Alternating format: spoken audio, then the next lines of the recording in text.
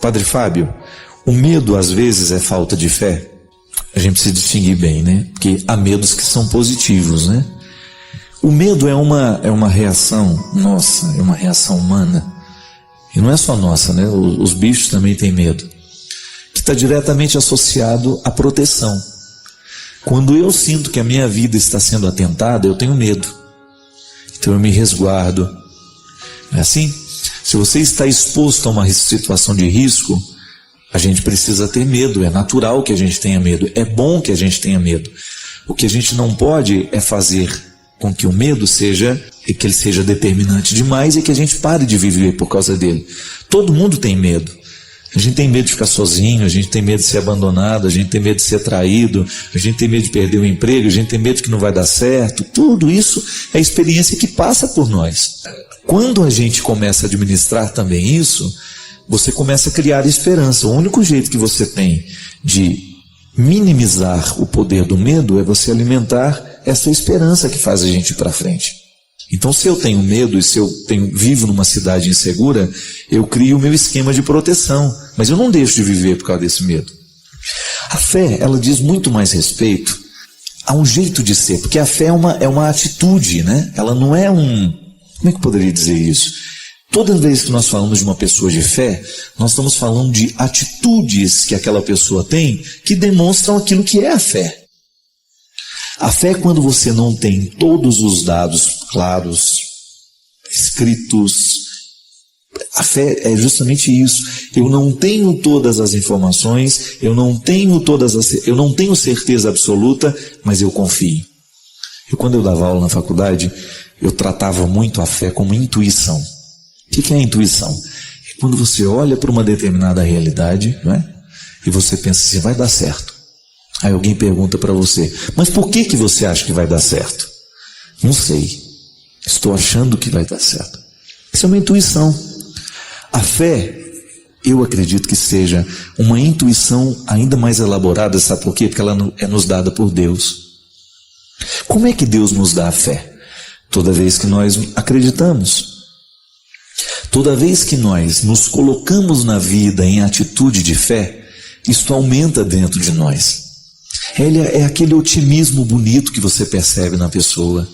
Você sabe que a pessoa tem dificuldades, você sabe que a pessoa tem 1000 problemas, ela teria 1001 razões para desistir, mas ela permanece de pé. Por isso que Nossa Senhora, Maria, é colocada como a mulher da fé. Ela tinha 1000 motivos para desanimar. Imagina você estar no Calvário, vendo a crucifixão do seu filho, lembrar de todos os projetos que ele tinha, de tudo aquilo que ele prometia, a instauração do reino, e nada daquilo estava acontecendo, muito pelo contrário, era a plena humilhação que ela estava presenciando, seu filho. Mas ela acreditou, Maria foi a mulher que acreditou, e em muitos momentos da sua vida, ela nos demonstrou o significado da fé. Ela fazia, ela agia, ela não era uma mulher que ficava esperando as coisas acontecerem. Ela teve medo? Claro que ela teve medo, mas a fé foi maior do que os seus medos. Então, neste aspecto, a fé nos ajuda a lidar com os medos. É o cultivo de uma esperança operante, isto é, eu não fico negligenciando, é igual aquela coisa, eu confio na proteção de Deus, então eu ando pela estrada a 180 por hora. Não, isso não é honesto, isso não é justo com a proteção que eu estou pedindo a Deus. Como é que eu vou pedir a Deus que me proteja, se eu não faço a minha parte do milagre? Então aí, todos os que estão comigo dentro do carro vão ter medo mesmo. Aí eu, de maneira imbecil, falo, eu tenho fé em Deus, Deus me protege. Não, isso é uma imbecilidade. Ter fé é você perceber que foi se instalando dentro de você uma atitude de bom senso. A pessoa tem bom senso. Se você quiser reconhecer uma pessoa de fé, basta perceber isso. Ela tem bom senso para fazer a análise das coisas? É uma pessoa equilibrada? É uma pessoa que dá realmente um conselho que está de acordo com a situação? Porque a experiência de fé é tudo isso, minha gente. É atitude, é existencial. A fé é existencial, isso é, ela passa o tempo todo pela nossa existência, por tudo aquilo que é próprio da nossa vida. E quando a gente vive bem esse processo de fé, quando eu deposito a minha confiança nas mãos de Deus, quando eu confio nas mãos de Deus os meus problemas, as minhas dificuldades e faço a minha parte, Eu não preciso então ter medo. O medo é quando a gente tem aquela consciência: rezei e pedi a Deus, mas não estudei para fazer a prova. Então eu vou para a prova com medo. Não vai com fé. Agora, se eu estudo, se eu faço a minha parte e peço a Deus que aconteça tudo da melhor forma, então eu não tenho medo. Mesmo que eu não passe. Ontem eu estava dizendo isso para uma amiga minha. Ela estava ansiosamente pedindo uma coisa a Deus. E eu falei para ela assim: cuidado, porque você pode estar pedindo a Deus aquilo que não é vontade dele. Ah, mas como é que eu vou saber, Padre, qual é a vontade dele? Não sei. Coloque nas mãos dele, faça a sua parte. E se não der certo, acolha aquilo que não deu certo como uma vontade dele para a sua vida. Esse é um grande problema, né? Às vezes nós rezamos pedindo a Deus o que a gente quer. Mas nem sempre o que a gente quer é o melhor para nós. Se você oferecer comida a uma criança e mostrar para ela que tem bolo de chocolate e tem uma salada de verdes, é claro que ela quer o bolo de chocolate. É muito mais agradável. Agora eu pergunto: o que é melhor para essa criança? O bolo de chocolate ou a salada verde? Se você for escutar o que o seu filho pede, você vai dar o bolo de chocolate. Mas se você for atender de acordo com a necessidade dele, você vai dar a salada verde. E às vezes na nossa vida de oração acontece a mesma coisa. Nós ficamos insistentemente pedindo a Deus o bolo de chocolate, mas Ele sabe que para a nossa vida o melhor é a salada verde. Faça o esforço para tudo acontecer, mas se não der certo, descanse. Não fique amargurado porque não deu certo, não. Porque às vezes Deus está nos privando de muitas coisas. Às vezes Deus está segurando muitas coisas para que não aconteça ali, justamente por causa disso. Não é o melhor para nós. Mas essa tranquilidade a gente precisa ter. Tem tantas pessoas que falam assim: eu vou casar para ser feliz. Quem vai casar para ser feliz nunca vai ser feliz. Ninguém casa para ser feliz, mas por ser feliz e por conhecer a pessoa certa, você vai casar. Mas a pessoa certa não significa que não vai ter desafio. A pessoa certa não significa que vocês terão problema. A pessoa certa significa que não terão contradições. Mas a pessoa certa é aquela que Deus sonhou para você. E se Deus sonhou para você, você com essa pessoa vai enfrentar tudo para serem juntos felizes. A gente terceiriza a nossa felicidade. Pare de terceirizar a tua felicidade. Pare de colocar nas costas do outro. Quantas pessoas que terminam um casamento caem num buraco fundo e falam: Padre, o que vai ser de mim agora? Sem essa pessoa, o que vai ser de você agora vai ser a tua melhor versão, porque quem te deixou é que te perdeu. Perdeu a pessoa maravilhosa, a pessoa boa que é você. E você não vai sofrer, porque essa pessoa que te largou não vale uma noite de choro. Não vale. Portanto, levanta a tua cabeça, ressignifique, resiliência, estufa o peito. Pá, bota uma maquiagem na tua cara se você for mulher, arruma o teu cabelo e viva. E se você for homem, passa um perfume, corta esse cabelo, coloca uma camisa bonita e vá viver a sua vida. Porque quem te largou não te merece uma noite de sono, sem sono, não te merece uma noite de lágrima, não merece uma noite de sofrimento. Não merece. Por isso que a gente tem que valorizar a Cristo.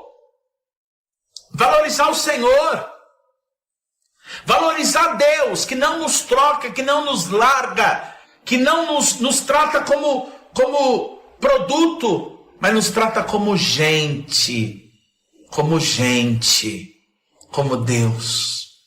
Porque eu sou padre. Claro que aqui, gente, é a minha vocação, não é a de vocês, é a minha vocação. Eu sou padre porque eu decidi dar toda a minha vida para Deus. Sem reservas, sem reservas. Eu sou feliz assim. Eu sou feliz assim.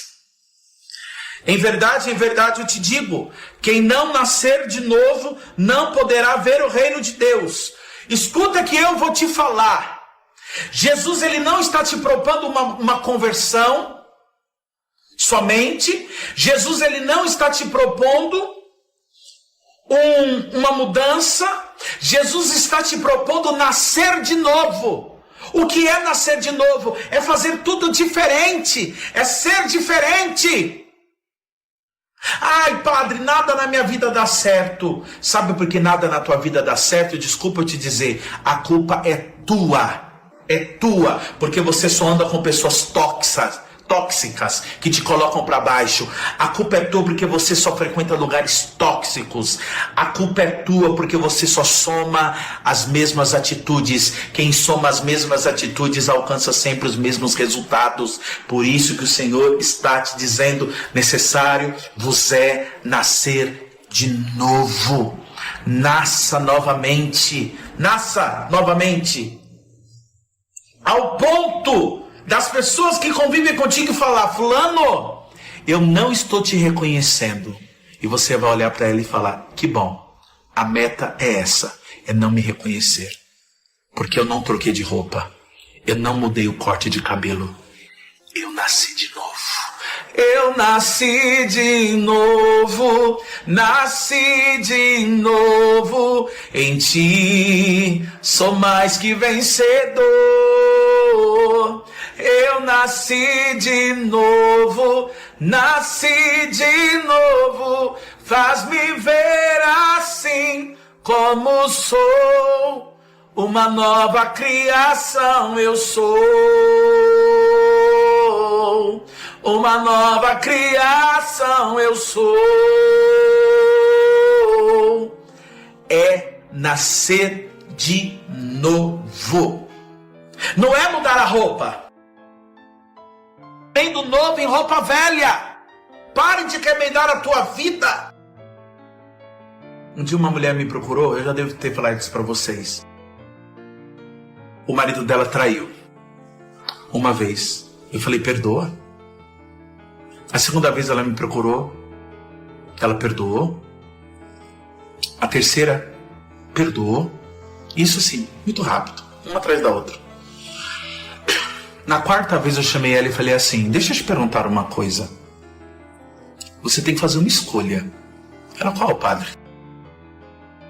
Ou você termina, ou você continue casado com o seu marido sabendo que ele vai te adulterar o resto da tua vida. Porque é uma, é duas, é três, é quatro das que você sabe. Se você soube de 4, multiplica por 4. Ela olhou para mim e falou assim: eu vou continuar com meu marido. Eu falei: então, a partir de hoje, saiba que você vai passar a vida toda sendo traída, porque você aceitou a condição de adúltero do teu marido. Tem situações na vida que não muda, sabe por quê? Porque interiormente nós aceitamos essas condições. É aquele famoso golpe da barriga: mulher, vou engravidar porque ele vai ficar comigo. Não vai. E se ficar, eu tenho dó de você. De um homem que fica do teu lado por causa do filho, e não porque ele te ama. O homem tem que ficar do teu lado porque ele te ama. Não ama somente o filho. Pare de aceitar certas condições na sua vida e viver uma felicidade mentirosa, como muitos casais vivem de aparência. Então a gente precisa sair dessa condição. Nicodemos perguntou: como pode um homem renascer sendo velho? Como eu posso mudar, padre? Como eu posso mudar? Eu estou nesse relacionamento há 25 anos. Você pode mudar sim. Você pode mudar. A vida é feita de escolhas. Vocês têm nas mãos as escolhas. Você pode escolher sim. A escolha é tua. O nosso medo, sabe qual é o nosso grande problema? É porque a gente é tão preguiçoso. A gente gosta da nossa zona de conforto. A gente é tão cômodo que a gente tem medo de recomeçar a vida. Recomece a tua vida e pare de viver uma falsa alegria, uma alegria mentirosa. Pare com isso. Pare. Abraão e Sara eram velhos quando moravam em Ur de Caldeus. Deus falou: larga tudo e vai para a felicidade que eu tenho para vocês. Eles idosos, eles largaram tudo e foram atrás da felicidade. E eles encontraram essa felicidade. Mas eu te digo, se você continuar sentado no teu sofazinho, com o teu celularzinho na mão, mexendo no Instagram, a vida toda, você não vai ser feliz. É preciso levantar. É preciso tomar uma atitude. É preciso tomar uma atitude. Saia da tua zona de conforto. Saia do teu comodismo. Saia. Saia. Saia do teu comodismo. Saia. Saia. Tire do papel os seus projetos. Você não é desenhista para ficar desenhando seus projetos no papel. Você tem que ser arquiteto, você tem que ser engenheiro, você tem que ser construtor. Coloca em prática os planos. Pare de desenhar, no papel é bonito. Coloque em prática. Coloque em prática. Coloque em prática. Coloque em prática. Porventura pode se tornar um homem velho, entrar de novo no seio da sua mãe? Jesus, ele diz para você, em verdade eu te digo, quem não quer nascer da água e do Espírito, não poderá entrar no reino de Deus. A proposta de Jesus Cristo para mim e para você hoje é nascer novamente, é nascer da água e do Espírito, é sair dessas manias velhas, é sair dessas coisas. Saia, abandone, deixa, para com isso, saia.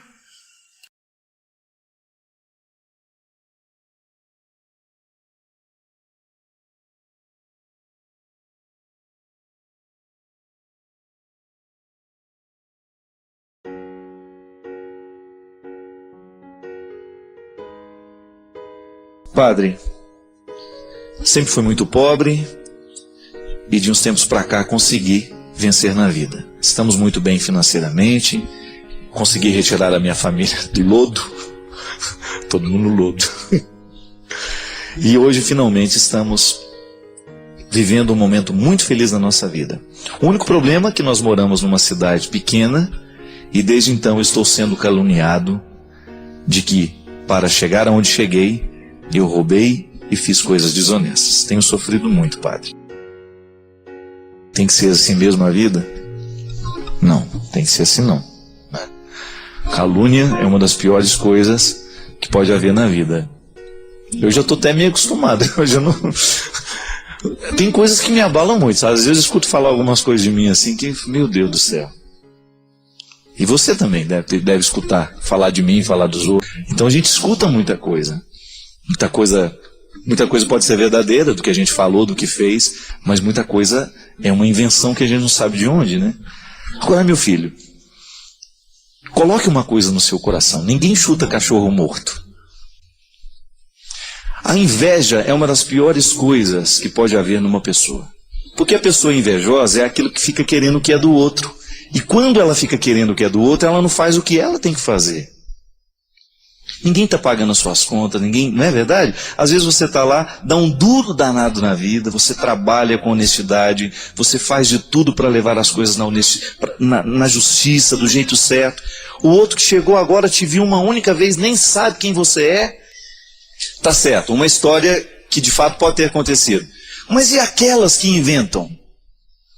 Quando você não sabe nem de onde começou aquela conversa. Isso é coisa de gente mesquinha mesmo. E infelizmente, nas cidades do interior, às vezes é uma mesquinharia tão grande, porque parece que não tem o que fazer, né? A gente que mora no interior sabe disso. O povo fica cuidando tudo da vida um do outro. Vá trabalhar você.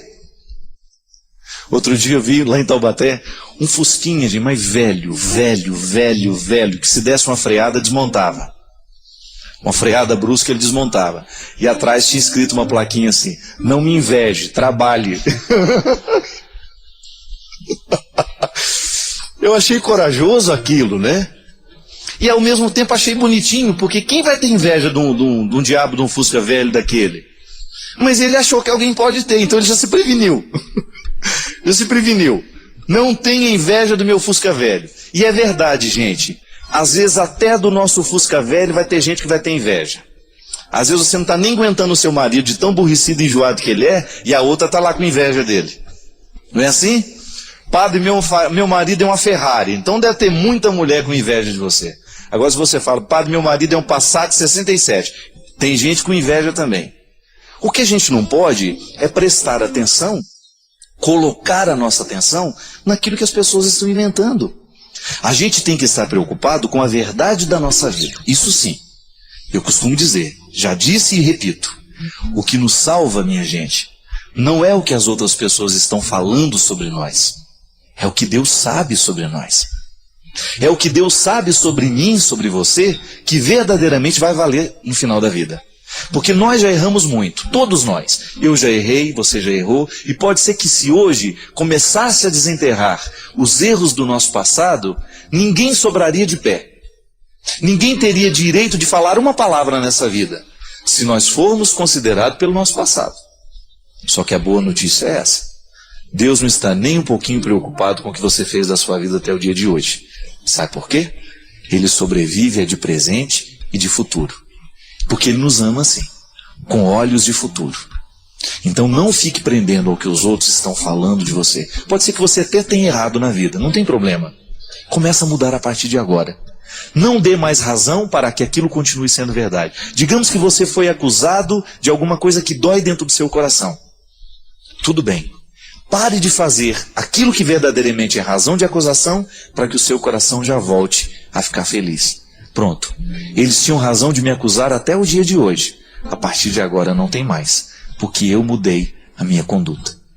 Quando a gente recebe alguma palavra assim, ofensiva, a gente tem que peneirar. O que dessa palavra aqui é verdadeiro? O que dessa palavra aqui pode me indicar um caminho de melhora? Então tudo bem, eu pego isso. E a partir disso, eu mudo a minha conduta, a minha atitude. O resto é lixo. E você não é lixo. Você não é um lugar para ser depositado lixo e realidades indesejadas. Tá bom? É assim que a gente vai vivendo, com qualidade, fazendo aquilo que Deus quer de nós e colocando qualidade nas mais pequenas coisas da nossa história, da nossa vida. A pulsão de morte, tendência que nos faz buscar e manter situações que ameaçam nossa integridade física e emocional, é responsável por nos fazer manter hábitos e pessoas que corroboram nossos processos autodestrutivos. E embora esteja enraizada no nosso inconsciente, ela pode ser abordada por meios terapêuticos. A boa terapia é a que nos proporciona o enfrentamento, a que põe em nossa boca a pergunta indigesta: por que alimentamos ciclos que sempre resultam em dor e decepção? Perguntinha difícil, né? Para mim também é. Por que temos o hábito de repetir o jogo que nós conscientemente fazemos, sabendo que vamos perder? Por que nós não temos coragem de mudar um pouquinho o destino de nossas escolhas? Por que nós não paramos o processo no momento em que ele começa? Eu tenho uma regra de vida, sabe, que me ajuda muito. Um ditado popular que um dia eu escutei, nem sei mais onde. Não acenda fogueiras que você sabe que não poderá apagar. Essa regra me ajudou muito na minha vida e me ajuda diariamente. Quando eu percebo que eu estou começando a viver uma realidade, uma situação que eu não saberei controlar depois. Claro, minha gente, eu não sou pretensioso, eu não tenho controle de tudo. Mas muitas coisas nós podemos controlar, eu posso controlar. Por exemplo, quando eu percebo que estou estimulando demais a minha ira, numa discussão muito inflamada, eu procuro baixar a poeira dentro de mim, fazer um silêncio e esperar para que aquela ira se dissipe, para que eu não permita que ela se avolume dentro de mim, porque eu sei que quando a ira se avoluma, o resultado costuma ser desastroso. Por que nós muitas vezes iniciamos relacionamentos já sabendo que não darão certo? Tudo porque nós temos lá dentro de nós, pulsões de morte que são tipicamente humanas, não é só você que tem, todo mundo tem isso. Claro, você pode discordar da abordagem terapêutica de Freud, essa é uma premissa que ele estabeleceu. Segundo ele, nós temos dentro de nós Eros, a pulsão do amor, e Thanatos, a pulsão da morte. Você pode discordar como é que essas pulsões se manifestam, se elas moram no inconsciente ou não, não importa.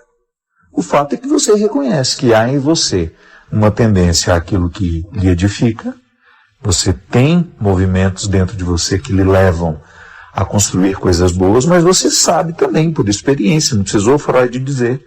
Se ele não tivesse dito isso, você saberia sem a teoria. A gente sabe por intuição. Eu percebo que há em mim pulsões de morte. Às vezes eu me autodestruo conscientemente, às vezes não muito conscientemente. Eu, por exemplo, como padre, eu tento retirar muito das pessoas o conceito de culpa, porque a culpa está muito associada à pulsão de morte. Muitas pessoas não se dão o direito de serem felizes porque elas trazem traumas terríveis da infância, construído por pais, por professores, por situações que nos traumatizaram, por amigos, que nem eram tão amigos assim, mas que nos geram um sentimento de culpa que nos priva de ser felizes. A gente fica eternamente culpado, a gente não se sente no direito de sorrir, de viver. Então é aquela amargura eterna que a gente não sabe de onde vem. Isso é pulsão de morte. Muitas vezes alimentada por um sentimento de culpa que ficou inconsciente em nós, colocada lá quando éramos crianças, e a gente não sabe se livrar disso. Por isso é tão importante o processo terapêutico. Eu recomendo muito que todo mundo passe pela experiência da terapia. Eu não tenho dinheiro para isso. Vamos ver se nas nossas prestações de serviço que o Estado nos fornece, não tem lá um psicólogo, um terapeuta que possa nos atender gratuitamente. Ou então, minha gente, a melhor de todas as terapias, a boa amizade. Amigos com quem a gente possa falar sobre isso, ou então amigos que tenham uma percepção generosa da nossa vida, da nossa personalidade e que possam nos ajudar a entender quem somos. Por que nos autodestruímos? Por que fazemos tão mal a nós mesmos nas escolhas que fazemos? Eu desejo do fundo do meu coração que você encontre cada vez mais coragem de responder a essa pergunta. Por que você se faz tão mal, tanto mal? Por que você alimenta tantos sentimentos que são nocivos a você? Você o experimenta de forma pequena, você o experimenta de forma grande, porque nós somos limitados. O nosso limite é tão grande, minha gente, que nós não sabemos viver sem o outro. Por isso a gente sofre quando os outros vão embora da nossa vida. A condição de limite nos faz pensar o outro como parte de nós. Eu, porque sou limitado, porque tenho limites, eu preciso amar. Isso é tão lindo, minha gente. O amor nasce do limite. Quando a gente reconhece que a gente não dá conta da vida sozinhos. O amor do outro me faz viver a experiência do complemento. Eu me torno maior porque você me ama. E eu fico maior quando eu amo alguém. Por isso que o sofrimento é natural quando as pessoas vão embora da nossa vida. Por isso a gente sente tanta saudade. A gente sente tanta saudade das pessoas que são especiais na nossa vida. A saudade é uma concretização do limite. A saudade nos ajuda a mensurar o quanto que nós amamos. Retire uma pessoa da sua vida, pense a sua vida sem aquela pessoa e você vai descobrir o quanto que você a ama. É experiência de limite. Por isso que o amor é dor, o amor é sofrimento. E quanto mais a gente mergulha na capacidade de amar, maior será a nossa sensibilidade para o sofrimento. Aí você vai dizer, então padre, quanto mais a gente ama, mais a gente sofre. Eu lamento informar que é. Porque a experiência de amar é a experiência de tocar o limite. Por isso o sofrimento está tão atrelado ao amor. Gente, nós não sofremos quando a gente não ama. Não há causas para sofrer quando você não ama. Mas eu lhe pergunto, é possível viver nessa vida sem o envolvimento do amor? Não é possível. Não há amor sem sofrimento, não há sofrimento sem amor. Por isso que nós não temos que criar dentro de nós uma ilusão. A partir de hoje a minha vida vai ser linda, a minha vida não vai ter dificuldades. Infelizmente essa notícia nós não podemos dar aos amantes. As pessoas que verdadeiramente amam nessa vida, elas sofrem por grandes causas sim, elas não são indiferentes aos sofrimentos que estão do lado. E por isso que Jesus convida o tempo todo os seus amigos a viverem a experiência do amor. O sofrimento de Jesus foi porque nos amou. Seja honesto com você. O momento em que você mais sofreu na sua vida é porque foi o momento em que você mais amou. Ou que você identificou o amor traído, ou porque você identificou o amor ausente. É seu. O sofrimento costuma embrulhar com papel estranho aquilo que é bonito. Padre, mas não é bonito ver partir uma pessoa que a gente ama? É sim, porque naquele momento em que ela está partindo, o processo naturalíssimo da vida, você está identificando que um dia alguém extraiu o que você tinha de melhor. A gente não chora por quem não fez diferença na vida da gente não, gente. Se a gente está sofrendo por alguma causa, é porque aquilo é importante para nós. Por isso que nós não podemos desprezar a matéria do nosso sofrimento. Por isso que nós não podemos fechar a porta e dizer, aqui você não entra. Como não entra? Se ele está justamente pronto, parado na porta, para mostrar aquilo que você tem de mais precioso. Eu não tenho como deixar de sofrer, porque eu não tenho como deixar de amar. E tenho certeza que se hoje você tivesse que passar por esse processo de escolha, você também não iria querer. De repente você acorda e a vida não é mais do jeito que você queria. De repente as pessoas que você ama vão embora. De repente as pessoas morrem de maneira trágica. E nós ficamos aqui com essa vida precisando dar um jeito nela. É o parto novamente. É a minha experiência de estar mais uma vez no útero da vida, sofrendo o processo da contração e a vida me expulsando. E agora? O que você vai fazer? Aí chegamos ao primeiro ponto. Eu não posso mudar o fato de ter que sofrer. Você não pode mudar o fato de você ter que sofrer. Então aí nos vem uma pergunta. Se eu vou ter que sofrer nessa vida, então eu preciso descobrir como sofrer. Não é tanto o porquê sofrer, mas como sofrer. Quantas vezes você se pergunta, meu Deus, por que eu estou sofrendo tanto assim? E você chega a alguma resposta? Nem sempre. Nem sempre nós encontramos respostas para as causas do nosso sofrimento. Nem sempre nós conseguimos chegar à resposta do porquê que a dor bateu à nossa porta. Agora eu pergunto para você, se você não pode chegar à resposta, ou se até mesmo chegar à resposta não adianta muita coisa, não alivia o sofrimento que você sofre, qual é a outra pergunta que você pode fazer? Eu não tenho como mudar a dor, ela está aqui, bateu a minha porta. Então agora eu preciso descobrir como sofrer.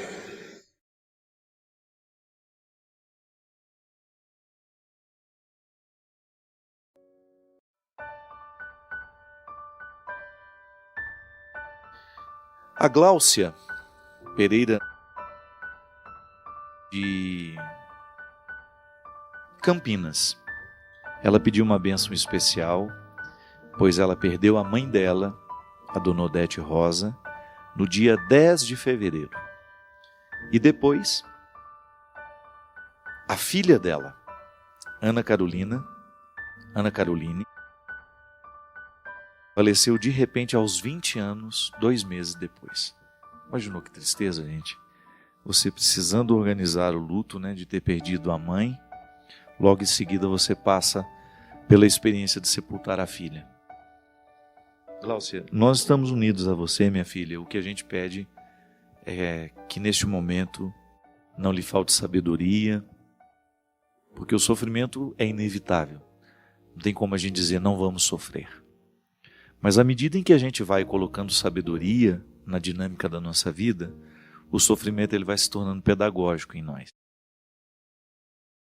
A gente começa a aprender com ele. E até para enfrentar o sofrimento a gente precisa dessa disciplina diária. Até mesmo uma certa paciência, né?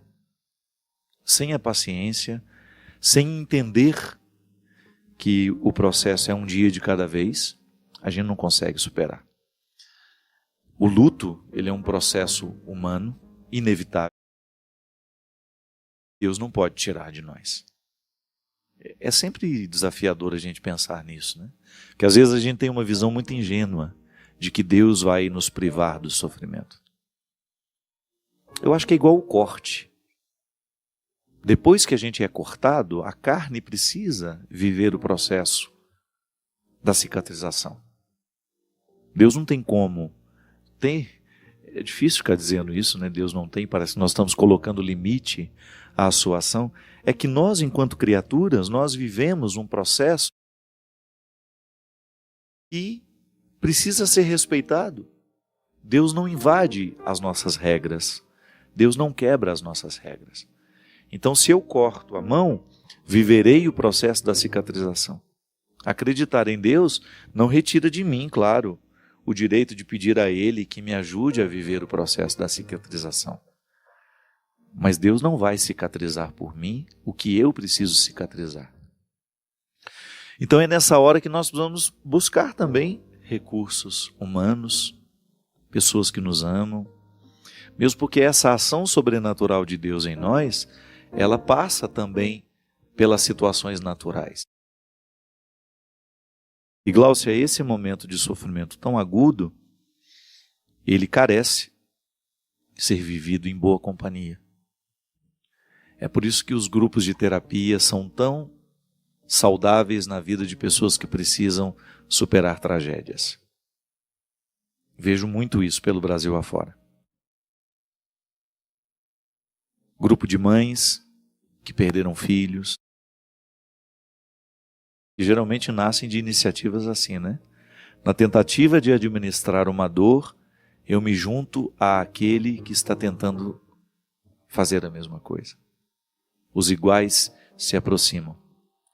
A dor em comum é o ponto de partida e o ponto de chegada daquele encontro. E é tão interessante quando nós identificamos que esses grupos, eles vão sendo alimentados, eles vão sendo nutridos pela própria vontade de superar. Eu quero superar a minha dor, sinto que a dinâmica terapêutica me ajudou a dar passos na direção dessa superação, então eu quero que a outra pessoa viva o mesmo que eu consegui viver. Está me fazendo bem, quero que lhe faça também. Sei exatamente o que você está passando agora, os primeiros meses são assim mesmo, diz aquela que já está há 3 anos de sua tragédia. O primeiro mês, o segundo é assim mesmo. Ela já conhece o processo, porque ele é normativo. O que é processo normativo? Que acontece dentro de uma norma, é para todos. Eu não tenho como sepultar o meu pai hoje e amanhã estar trabalhando como se nada tivesse acontecido. A não ser que eu não tivesse nenhuma ligação com ele. Mas o luto, a organização do luto, é processual. Tem a fase da negação. Não é possível que isso aconteceu. E ficamos um tempo, alimentando essa negação. Até o momento em que a alma cansada se rende e aconteceu. E vem a revolta. Revolta-se contra Deus, contra todos. Depois, o tempo, esse pedagogo, se encarrega de soprar um vento que vai retirando um pouco a poeira da mágoa, do ressentimento. A dor vai ficando mais suportável. A gente começa a unir uma peça a outra e a gente percebe que não foi Deus que matou nosso filho, que a vida é assim mesmo, as tragédias acontecem, mesmo quando Deus não quer que aconteça, porque muitas vezes nós somos negligentes na parte que nos cabe do milagre da vida. Eu sempre dou esse exemplo, né? Minha irmã foi morta num acidente de ônibus, o ônibus tombou, um objeto pesado que não deveria estar sendo transportado no bagageiro caiu em cima dela, perfurou-lhe o peito e matou na hora. Eu vou dizer que isso foi vontade de Deus? Só para me entorpecer um pouquinho? Não. A gente pode morrer antes da hora, sim. É só a gente descuidar. É só a gente não fazer a parte do milagre que nos cabe. Foi uma negligência humana.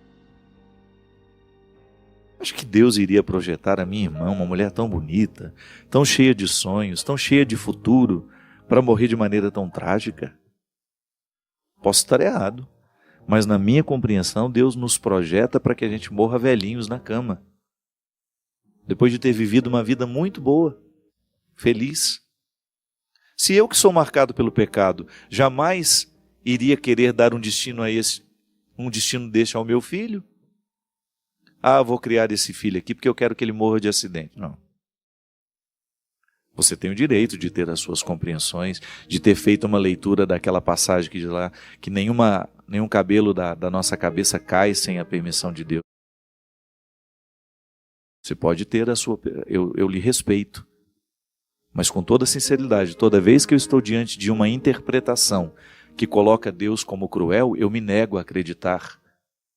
Eu me nego a acreditar que a Escritura queira dizer isso mesmo.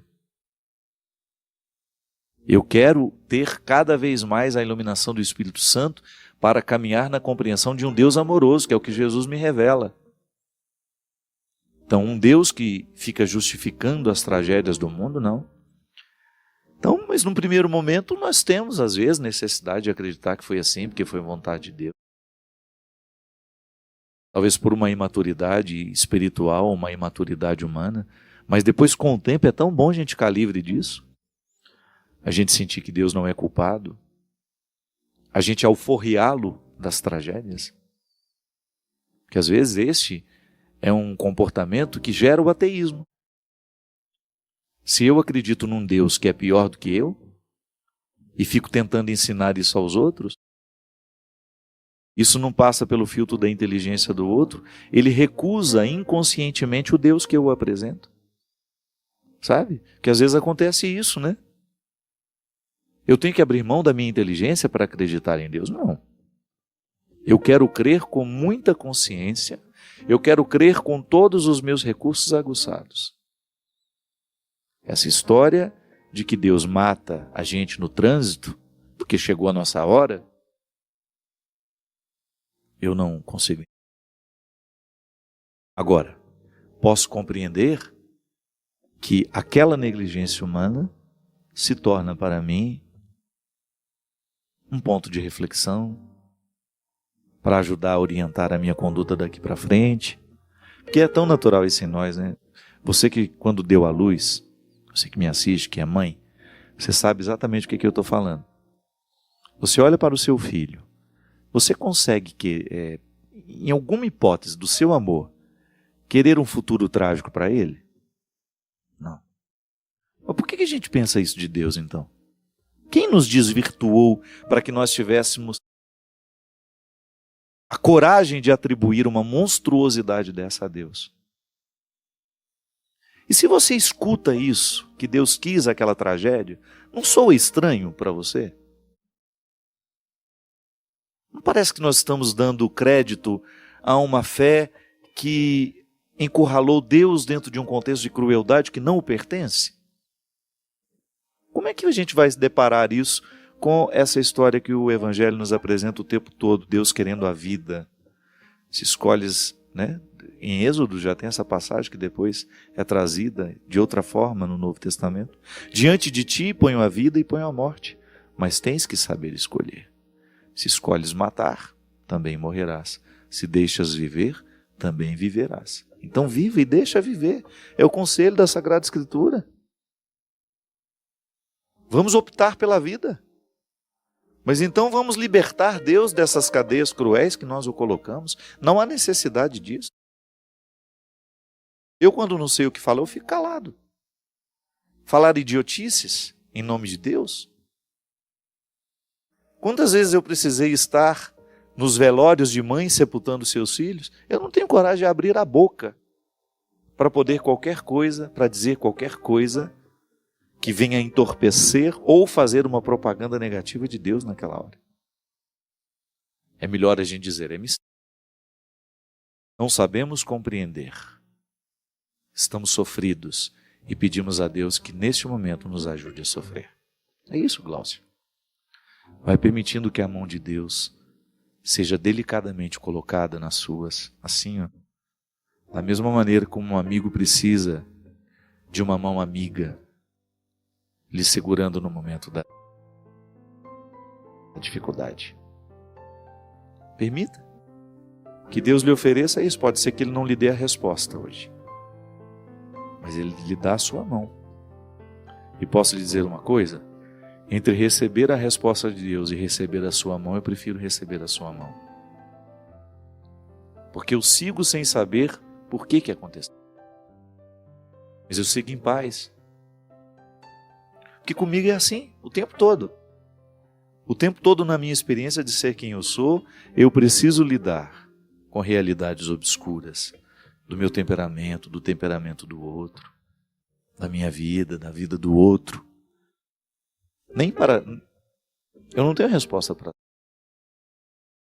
Agora eu descubro no meu dia a dia aquilo que pode ser desvendado para me ajudar a ser melhor, para me ajudar a superar, para poder ultrapassar o contexto do convencional, daquilo que eu já achei de mim, sabe? E ir buscando a minha melhor versão, tendo cada vez mais esse Deus livre desses fardos horrorosos que nós colocamos sobre Ele. Foi a vontade de Deus aquela tragédia.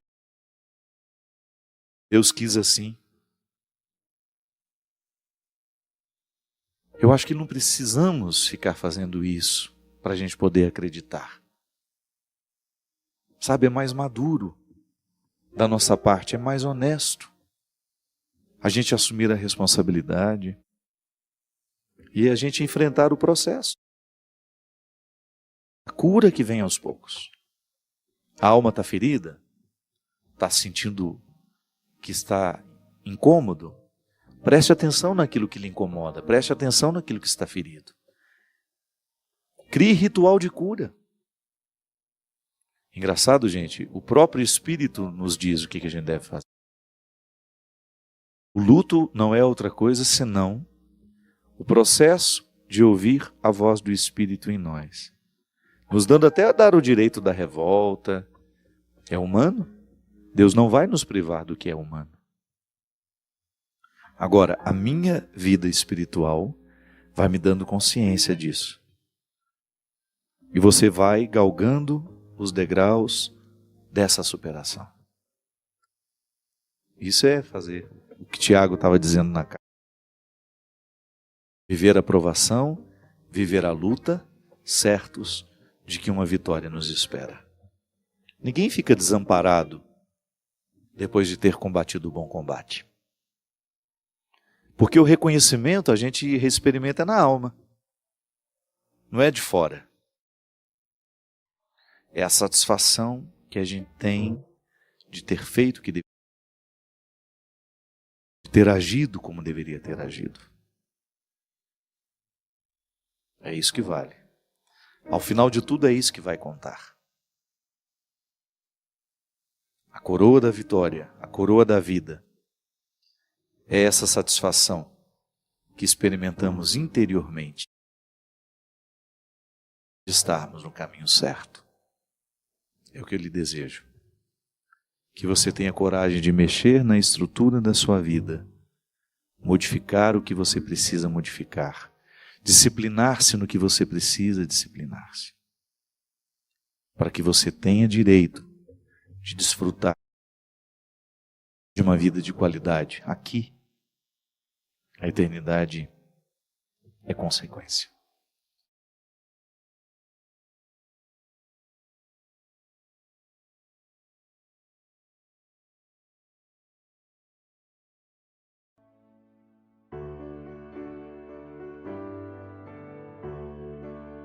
Padre Fábio, tenho 29 anos e tenho pensado muito enquanto para mim tudo parece ser mais difícil.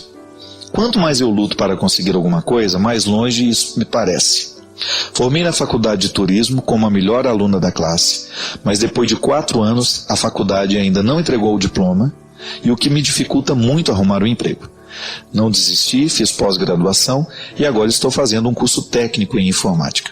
Mesmo assim só consigo emprego temporário. Muitas pessoas que se formaram comigo já conseguiram um diploma, estão trabalhando, mas eu, como disse, só consigo vagas para empregos temporários. Por que na minha vida profissional tudo parece ser tão difícil, padre? Minha filha, às vezes a gente vive alguns momentos da vida em que tudo parece meio amarrado mesmo, meio truncado mesmo. Eu tenho um amigo que eu falo isso para ele de vez em quando. Tudo dá errado para ele. O cartão do banco dele bloqueia toda semana. Ele vai tirar o dinheiro não sai, mas consta que depois saiu, ele tem que arrumar uma confusão no banco de novo. Todo mundo recebe a correspondência certa com a senha tal, a dele não vem. Então às vezes a gente acha que, eu vou usar um termo feio, né? Parece que outra pessoa está cagada de urubu, né? A gente fala. Desculpe minha expressão feia. Mas isso não pode se aplicar na nossa vida. A gente tem que fazer de tudo para que a gente nunca tenha esse complexo. Porque se você tem esse complexo de que as coisas só dão erradas para você, é possível que psicologicamente você se disponha a esses problemas. Tem que começar a pensar mais positivo e começar a descobrir na sua postura, será que não existe também alguma coisa do seu jeito de ser que esteja desencadeando esses desacertos todos? Porque eu não acredito em falta de sorte. Eu não, de verdade, não acredito mesmo. Não acredito em sorte nem falta de sorte. Eu acredito em perspicácia, em atitude. As pessoas na vida precisam ter atitude para que a vida dê certo. Você pode até falar, padre, mas ela foi desprivilegiada, ela estava numa situação desfavorável. Tudo bem, mas a vida precisa ser o tempo todo essa experiência de clarear para que a gente seja a pessoa certa na hora certa. Não é verdade? Muitas vezes as coisas dão errado para nós é porque nós não temos essa lucidez de começar de ficar atento. Agora é hora de fazer isso. O diploma não saiu ainda, por quê? Porque deve estar faltando uma atitude de ir lá, de exigir aquilo que é direito seu. A faculdade não pode negligenciar o seu diploma. Não é possível que depois de 4 anos de faculdade, você ainda esteja necessitando do seu diploma e ele não está nas suas mãos. Então falta muitas vezes a atitude da nossa parte. Você sabe, minha gente, às vezes eu fico vendo, nós somos educados dentro de... Às vezes, né, você encontra pessoas, eu particularmente fui educado dentro de um contexto assim, em que a gente fica muito conformado com as coisas não darem certo. Eu precisei, num determinado momento da minha vida, quase que fazer uma quimioterapia psíquica, né? Expulsar isso de mim. Às vezes nós abrigamos dentro de nós um espírito muito conformado. Isso é muito natural de famílias simples, que acostumaram a não ter a oportunidade. Então fica sempre assim com a cabecinha, não deu certo ainda. Mas por que não deu certo? Pois é, eu fui lá e eles não souberam me explicar. Isso nós não podemos admitir. O mundo não vai se opor àquele que sabe aonde quer ir. Agora, se você se mostra meio molenga, sem atitude, é bem provável que as coisas comecem a dar errado para você. Por isso que eu estou dizendo, a gente precisa ter o tempo todo cuidado para que a gente faça a coisa do jeito certo. Agora você tocou numa questão que eu acho fundamental na educação dos nossos filhos e na sociedade nos dias de hoje. Nós estamos com um excesso de gente formada em faculdade. Diploma não falta nesse mundo hoje, viu? Agora falta especialidade técnica. Então será que não está na hora de nós começarmos a pensar um pouco nas opções que nós estamos fazendo? Você que é jovem, você que está aí pensando que faculdade vai fazer, pense 2 vezes, viu? Porque às vezes um curso técnico bem feito vai te dar muito mais oportunidade de trabalho que um diploma na mão. Aliás, eu estou tendo a graça, a alegria de assumir lá na diocese agora a vice-presidência da Fundação Dom Couto. E a Fundação Dom Couto é uma instituição, não é uma fundação da diocese que tem por objetivo fazer o bem, fazer a caridade. Só que nós não queremos mais obras assistencialistas. A gente sabe que o assistencialismo pode acomodar as pessoas. E você sabe qual que é a principal obra da Fundação Dom Couto atualmente? Formação e capacitação de jovens em áreas profissionalizantes. Aliás, esse é o caminho. Se hoje nós quisermos ajudar de maneira efetiva uma pessoa, é dar a ela a oportunidade de aprender o ofício. Se você, por exemplo, pega todas as áreas técnicas do mundo hoje, os trabalhos especializados. Então eu preciso de um pedreiro na minha casa. Meu pai era pedreiro. Meus irmãos aprenderam o ofício, mas só um deles que trabalha até hoje como pedreiro. Hoje, eu tenho amigos lá em Taubaté que trabalham com construtora. Eles falam, padre, se hoje chovesse 20 gesseiros lá em Taubaté, ainda assim faltaria mão de obra para tanto serviço que tem. Então, muitas vezes, nós estamos nos encaminhando para a faculdade e nós estamos nos esquecendo das profissões práticas. Vai chegar um momento que a gente vai precisar de um eletricista, nós não vamos ter. Vai chegar um momento que nós vamos precisar de um pedreiro, nós não vamos ter. Por quê? Porque está todo mundo se encaminhando para as faculdades, para isso, para aquilo, mas a vida prática está perdendo espaço. Então, se você tem a possibilidade de fazer alguma coisa, se você tem, de repente, aí uma aptidão, eu gosto de mexer com fio, eu gosto disso, vai estudar. Vai fazer um curso técnico de eletricista, vai se capacitar. Deixa dessa história de que todo mundo tem que ter diploma universitário, porque isso já está passando, viu? Inclusive, essa é uma reflexão que nós precisamos fazer, porque muitos dos nossos filhos vão enfrentar problemas seríssimos de desemprego no futuro, por causa do excesso de faculdades que nós temos hoje no Brasil, que virou um negócio, né? Todo mundo hoje tem faculdade, as nossas cidades estão lotadas de faculdade, e muitas vezes, na hora que nós precisamos de um bom funcionário que saiba fazer aí um bom serviço de carpintaria, de marcenaria, nós não temos. E essa é uma questão que vale a pena.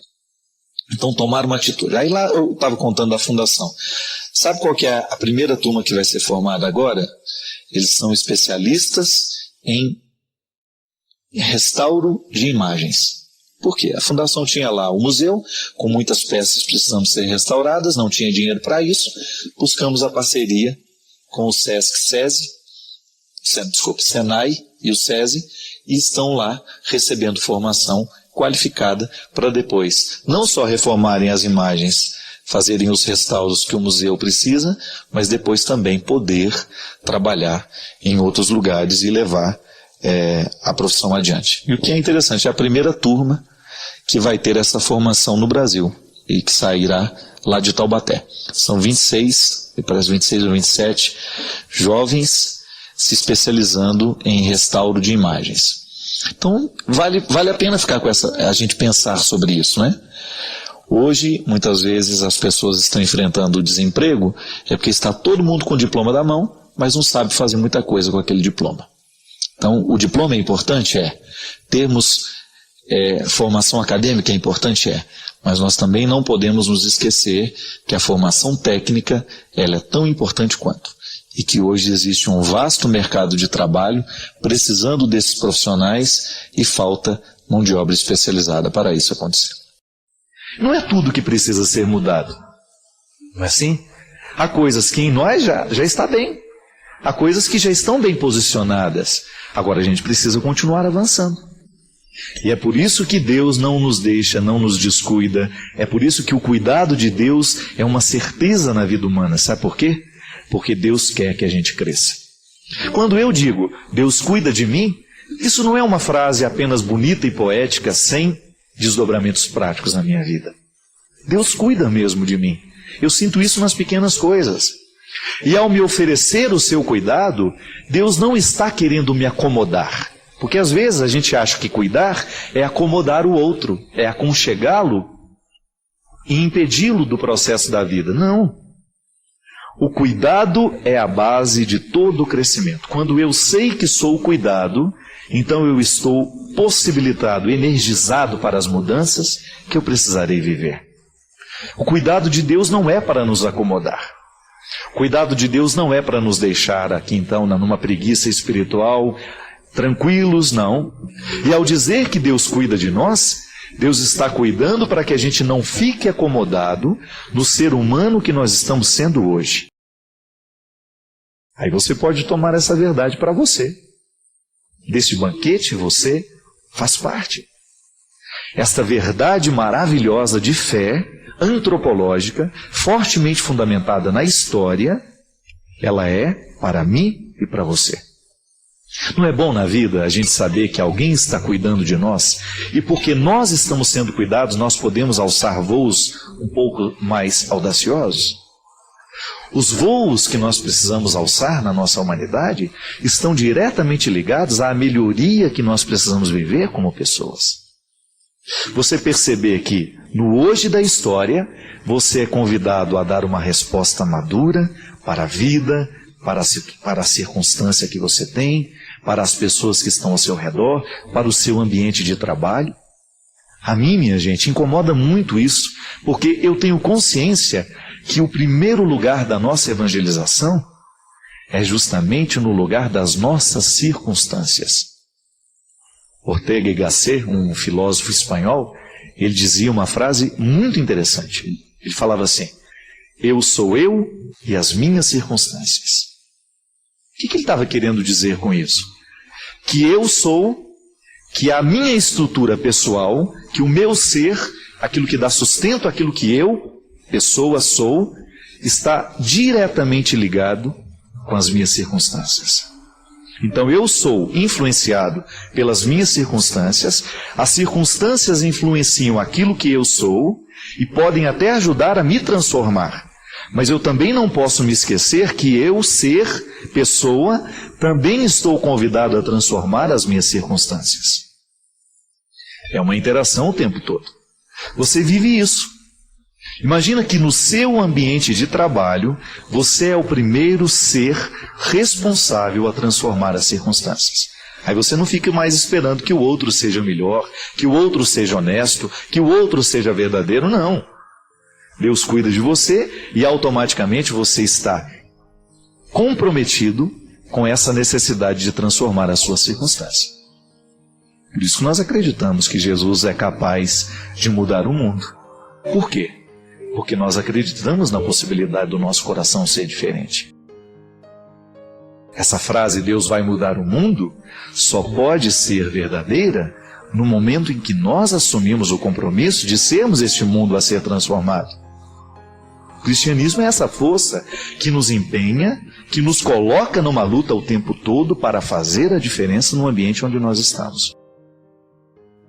É por isso que a lei, antes de estar escrita no papel, ela tem que estar inscrita dentro de nós. Não é porque o papel me proíbe ou me permite que eu farei ou deixarei de fazer. Jesus já dizia isso. A lei tem que estar gravada nos vossos corações. Ele dizia isso ao povo daquele tempo por uma razão muito simples. Amarravam a lei nos rins, dentro dos pacotinhos, escreviam os trechos da lei, e amarrando, cingindo na cintura, os homens e mulheres daquele tempo acreditavam que estavam com a lei internalizada. Mas Jesus diz, não adianta nada esta lei estar pendurada em vocês se ela não estiver dentro do coração. E Jesus é muito sábio. Por isso que ele revolucionou o mundo e por isso que ele continua revolucionando a nossa vida, as nossas estruturas, porque ele vai na raiz da história, lá no lugar onde a gente aprende. A pedagogia nos diz que o ser humano pode ser melhor à medida em que ele aprende e apreende a bondade como um valor, um código de conduta, caráter, cidadania. São valores que fazem diferença no lugar onde nós estamos situados. E por isso que Jesus dizia que a lei que deve verdadeiramente orientar os nossos corações não é essa que está inscrita nos papéis, nem nos códigos, nem nos livros, mas é a lei que está escrita dentro de nós. E é essa lei que nós queremos escrever aqui. É essa lei que eu faço questão de ajudar você. Eu, como padre, eu estou diretamente comprometido a inscrever essa lei dentro de você. Sabe por quê? Porque se essa lei estiver inscrita dentro de você, ninguém te segura. Você vai longe, porque eu tenho certeza disso. Quando nós temos estas leis inscritas dentro de nós, nos princípios da honestidade, da cidadania, do amor ao próximo, do respeito a Deus, da fraternidade, quando nós temos esta lei inscrita dentro de nós, nós já estamos construindo o céu na terra. Eu fico vendo essa campanha política que às vezes dá nojo na gente em ver, em assistir pela televisão. Eu fico pensando, oh meu Deus, quando é que nós vamos verdadeiramente internalizar os valores que podem mudar este país? E aí eu penso, não é no candidato não, porque eu não tenho como interferir naquele candidato e fazê-lo trabalhar de maneira honesta pelo povo. Eu tenho os meus candidatos nos quais eu acredito, você tem os seus. Mas agora eu fico pensando que nós temos como interferir na nossa conduta. O Brasil começa em mim.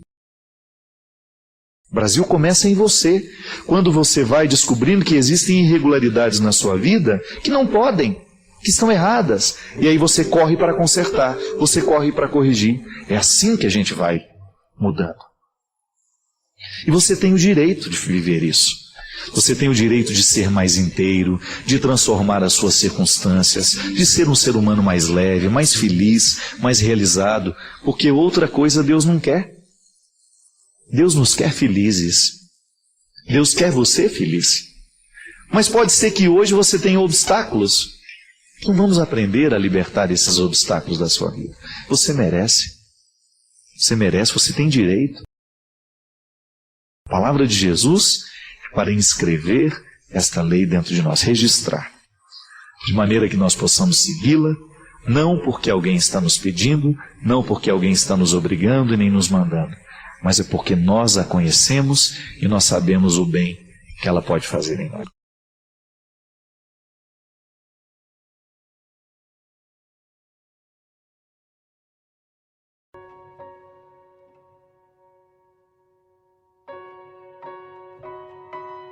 Padre Fábio, eu prefiro não me identificar. O ambiente no qual trabalho, há muita fofoca e inveja. Padre Fábio, como lidar com essa situação? Muito obrigado. Essa questão da inveja, da fofoca, isso é mais antigo do que o mundo, né? Eu recebi essa semana, por um motivo muito especial, de um amigo meu, que eu amo profundamente. O nome dele é Murilo Guerra. E o Murilo foi caluniado de uma coisa terrível. E cidade pequena, você sabe como isso repercute, né? E eu vi o sofrimento do Murilo na semana passada, quando eu rapidamente passei por lá e fui e me encontrei com ele e a Adriana, que é a esposa dele. O Murilo tem uma família linda, que tem problemas como todos nós, mas eles são muito unidos, é muito bonito estar entre eles. E o Murilo foi acusado de uma coisa terrível, e a acusação, o boato nasceu justamente que a esposa dele havia pego o Murilo com uma outra pessoa. E o bonito foi ouvir da própria pessoa que estava, né, que teria sido a testemunha da traição, dizer, sorrindo, né, padre, falar esse absurdo do meu marido, da própria Adriana.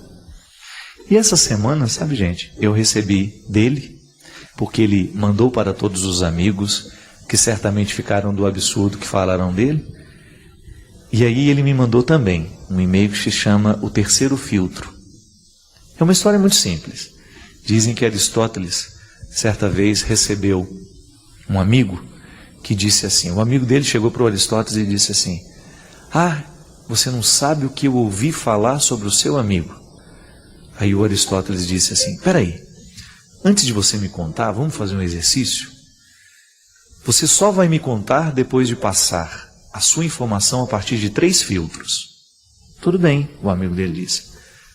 Primeiro filtro, o filtro da verdade. Aquilo que você vai falar do meu amigo, você tem certeza que é verdade? E ele disse assim, não, eu não tenho certeza. Aí Aristóteles continuou, então não é certo o que você vai me falar. Ele disse, não, não é certo. Então antes de você me dizer, não sendo certo, eu quero que você me diga, o segundo filtro. É bom o que você vai me dizer? Ele disse, não, não é bom. Tá certo. Você não sabe se é verdade, não é uma coisa boa E mesmo assim você vai me dizer, mas espera aí, antes de você me dizer, quero que você passe por um terceiro filtro. Tem utilidade para a minha vida o que você vai dizer do meu amigo? Aí o rapaz desconcertado disse, não. Aí Aristóteles, então você vai me desculpar. Se não é certo o que você tem a dizer, se não é bom o que você tem a me dizer, e se não tem utilidade nenhuma para mim, por que você acha que eu iria gostar de ouvir? Não é fantástico isso, minha gente? Se não é certo, se não é bom, se não é útil, por que você acha que eu iria querer ouvir isso? Na verdade, toda vez que uma pessoa se encoraja para contar uma fofoca para a gente, ela já está considerando que a gente é qualquer coisa, que a gente aceita qualquer conversinha. O mais bonito, sabe, é que naquela história toda, quando Petrópolis borbulhava com a fofoca e com o absurdo que estavam dizendo do Murilo, o Verusca, um cabeleireiro famoso lá em Petrópolis, foi a pessoa que teve coragem de sair lá do salão dele, entrar na sala do meu amigo e dizer para ele, Murilo, olhando nos olhos, estão dizendo isso, isso e isso de você. E eu não acho justo. Enquanto toda a cidade comentava a boca miúda, né? Ah, você ficou sabendo? Fazendo isso, né? Sem passar pelo terceiro filtro, uma notícia nascida, minha gente, me desculpe, da cabeça certamente de uma pessoa infeliz, frustrada, que não consegue conviver com o sucesso do outro, que não consegue suportar a realização e a felicidade alheia, porque geralmente o fofoqueiro é assim. O ciúme, a fofoca, ela só nasce de gente que não é capaz de ser feliz. E porque não é capaz de ser feliz, não suporta a felicidade daquele que é. Verusca, naquele gesto de solidariedade cristão, demonstrando uma hombridade rara nos dias de hoje, quebrou o poder da fofoca. Sabe quando a gente quebra o poder da fofoca? Como ele fez. Dentro do meu salão não se fala absolutamente nada sobre o assunto. É assim que a gente quebra o poder da fofoca. Quando você começa a estabelecer os 3 filtros para poder ouvir o que as pessoas têm ali a dizer. Seu ouvido não é lixo para você ficar ouvindo qualquer coisa. Seu ouvido não é um território baldio para o outro vir julgar o lixo dele. E fofoca, minha gente, com todo respeito, é lixo. Vira e mexe vem me dizer, ficou sabendo do padre? Não estou sabendo de nada, mesmo que eu saiba. Sabe por quê? É um jeito que a gente tem de multiplicar a maldade. O Padre Joãozinho deu um exemplo bonito para mim essa semana numa conversa, né? De uma situação que eu tinha vivido, de um mal entendido que havia e injustamente eu havia sido colocado como se eu tivesse errado na situação numa diocese, num evento que teve. E aí eu falei, mas aí depois que consertou, padre, não adiantou. Ele falou assim, depois que a gente estoura o travesseiro de pena, a gente nunca mais reúne as penas que a gente esparramou. É como você subir num alto monte, você pegar um travesseiro de pena e você arrebentá-lo e o vento leva. Fofoca é isso. Nós nunca mais seremos capazes de reparar os estragos que uma fofoca faz na vida de uma pessoa. Porque depois que o boato esparrama, gente, é igualzinho pluma que você não tem mais condições de recolher.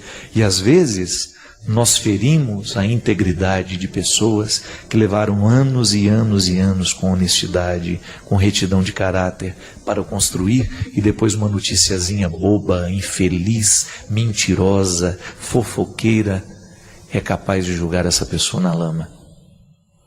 Eu não sei se tem uma coisa que nessa vida possa gerar mais inferno. Eu não sei. É tão triste, minha gente, nós pensarmos que uma palavra torta, descomprometida com a verdade, pode provocar a infelicidade do outro, tirar o sono. É tão triste isso, não é verdade?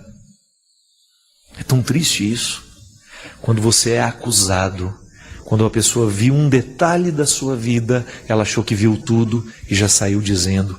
Ela viu um detalhe da sua história e ela já saiu dizendo para todo mundo que ela te conhece, que ela viu que você fez aquilo. Pelo amor de Deus. Então, para nós, isso para mim, para você, toda vez que nós escutarmos uma história como essa, paralisa o poder. Não permita que o diabo continue mentindo através da sua boca. A maioria das fofocas, quem inspira isso no coração de quem vai contar, quem vai inventar a história, não é outra pessoa senão o diabo.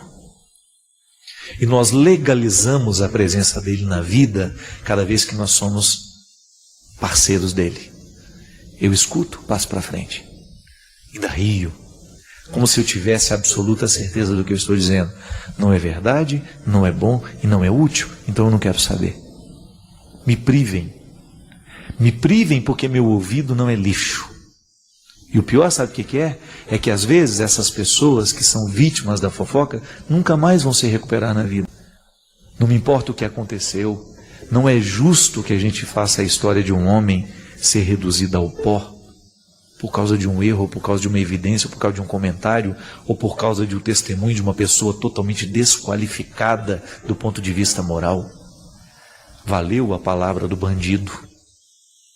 O que é terrível nessa história é a gente pensar, se aquilo foi uma fofoca, se aquilo foi um instrumento do maligno entre nós, ele destruiu a imagem de um homem. Isso que o diabo quer. Eu agora, nessa empreitada nova que eu estou vivendo, se tem uma coisa que eu não perco de vista é isso. Essa mídia, esse aparecer o tempo todo, isso é a coisa mais perigosa que pode existir para nós. Porque pode ser o diabo, olha, vai abrindo as portas, mas daqui a pouco é a sua derrocada que ele quer. Eu vejo. Gente, as perguntas que às vezes os jornalistas me fazem, eu fico parado ouvindo e depois eu pergunto, tá, o que isso agrega à igreja que eu quero anunciar? O que isso altera na vida das pessoas que eu quero evangelizar? Se o padre Marcelo apareceu na televisão, se o padre Zezinho faz esse trabalho de mais de 40 anos na TV, se o padre Joãozinho faz esse trabalho, se Monsenhor Jonas Abib, todos os padres que trabalham com comunicação, para que vão para a frente da televisão? É porque acreditam naquilo que estão dizendo. Por isso que é bom ser entrevistado em lugares que conhecem a seriedade do trabalho que a gente faz. Porque senão eles vão perguntar, qual que é a marca do seu relógio? Que sapato é esse que você está calçando? Que calça é essa que você está vestindo? Como se isso pudesse ser interessante à pessoa que eu evangelizo. Não. Isso é um detalhe mesmo, porque esse relógio pode ser um presente, essa calça que ele está usando pode ser um presente. Isso não vem ao caso.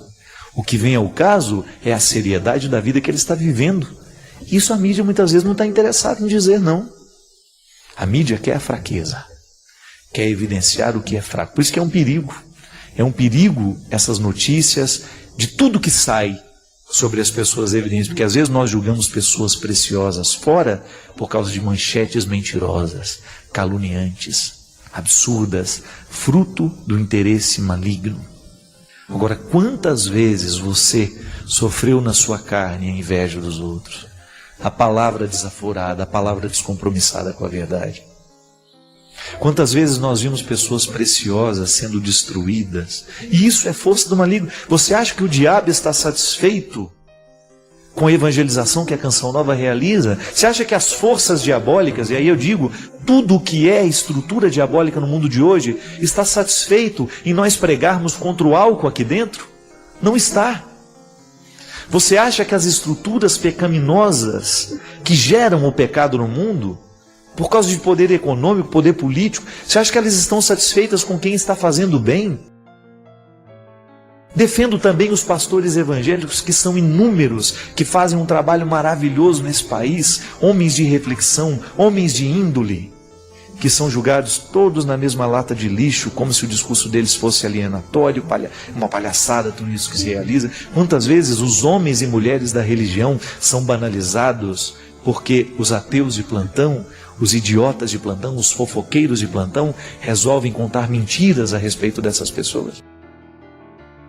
E nós estamos lá assistindo tudo e às vezes contribuindo com a nossa palavra. Ô minha gente, às vezes nós não temos o poder de mudar muita coisa. Eu não tenho o poder de mudar o destino da história do padre Lancelotti, tudo aquilo que falaram dele, tudo aquilo que escreveram sobre ele. Mas eu tenho o destino de mudar o meu amigo Murilo, que está do meu lado. E dizer que toda vez que nós tomamos as dores de um amigo e fazemos assim como Verusca fez, parar o poder da fofoca e dizer: aqui no meu salão não se fala disso. Se você também, aqui na minha casa não se fala disso. Aqui no meu local de trabalho não se fala mal dos outros. Porque nós estamos comprometidos com a bondade. Pode até que ele tenha feito alguma coisa errada, pode até que o padre tenha errado, pode até que a freira tenha errado, mas eu não serei um veículo de transmissão. E sobretudo quando sabe que é uma mentira. Aí sim que nós temos que armar a nossa casa, fazer um cerco de Jericó, começar a rezar para que esse poder dessas estruturas diabólicas venham por terra. Faça isso. Tenha a oportunidade de amanhã viver os 3 filtros que Aristóteles propôs a um amigo dele. Quando alguém for lhe contar uma fofoca, pergunte: é verdade o que você vai me dizer? É bom o que você vai me contar? É útil para a minha vida? Se depois dos 3 filtros você chegar à conclusão de que não vale a pena ouvir, continue no seu silêncio. Porque às vezes, sobre os outros, a melhor notícia que nós podemos dar é o nosso silêncio respeitoso. Obrigado pelo seu carinho. Obrigado pela sua companhia. E que Deus nos conduza na mudança deste mundo. Que toda vez que a gente estiver diante de um fato que nós pudermos mudar, que a gente siga o exemplo do Verusca. Que nós possamos encontrar neste homem um ensinamento. Ele aprendeu de Jesus, certamente. E nós podemos aprender de Jesus e aplicar tudo isso também do mesmo jeito que ele aplicou na nossa vida, com o nosso carinho, com a nossa solidariedade. O Senhor esteja convosco. Ele está no meio de nós.